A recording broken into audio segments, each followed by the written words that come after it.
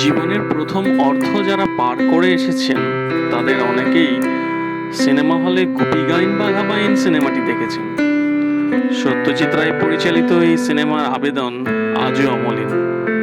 আপাতভাবে ছোটদের জন্য হলেও এর মাঝে সমাজ ও রাষ্ট্র ব্যবস্থা নিয়ে নানা ভাবনা লুকিয়ে আছে, যা ভেবে দেখলে বিস্মিত হতে হয়।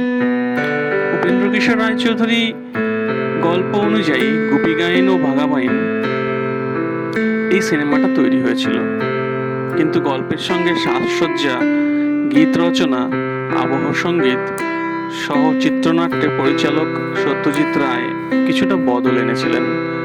গল্পের কেন্দ্রীয় চরিত্র মোদি কানু, কাইনের ছেলে গুপি কাইন, ক্রমে গাইন হয়ে যায়।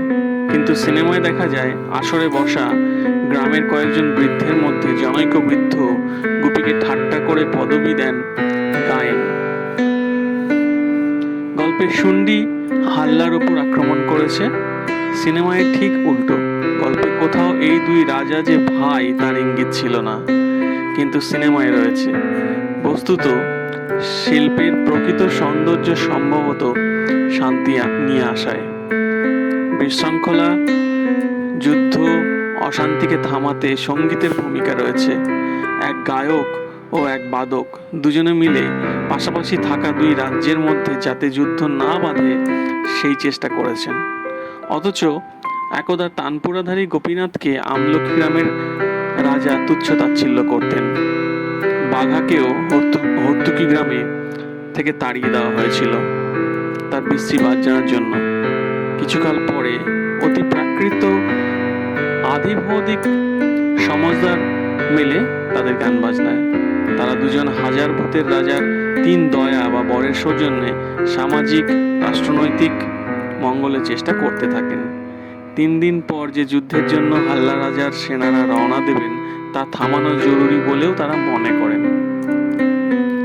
হাল্লা গোষ্ঠীর প্রতিজ্ঞা, শুন্ডির দিয়ে পিণ্ডি চটকে নিস্তার নয় কাহারও সটকে। সৈন্য, উট, হাতি, ঘোড়া সহ সামরিক ক্ষমতায় অনেক পিছিয়ে থাকা সম্পদে সমৃদ্ধ শুন্ডি কোথাও যেন দুর্বলের প্রতি সবলের অত্যাচারের ছবিটি ফুটে উঠেছে। যুদ্ধ তো কোনো সমাধান নয়। ওরে হাল্লা রাজার সেনা, যুদ্ধ করে করবি কি তা বল? মিথ্যা অস্ত্র শস্ত্র ধরে প্রাণটা কেন যায় বেঘরে? পরস্পরের যুদ্ধে অমঙ্গল।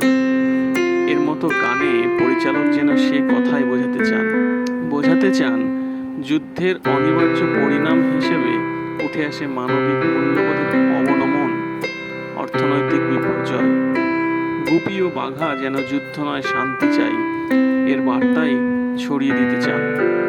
তাই তারা অপদৈবিক, অপভৌতিক আশীর্বাদে মন্ডা মিঠাই নিয়ে এসে হাল্লা রাজার সেনাদের ছত্রভঙ্গ করে দেয়।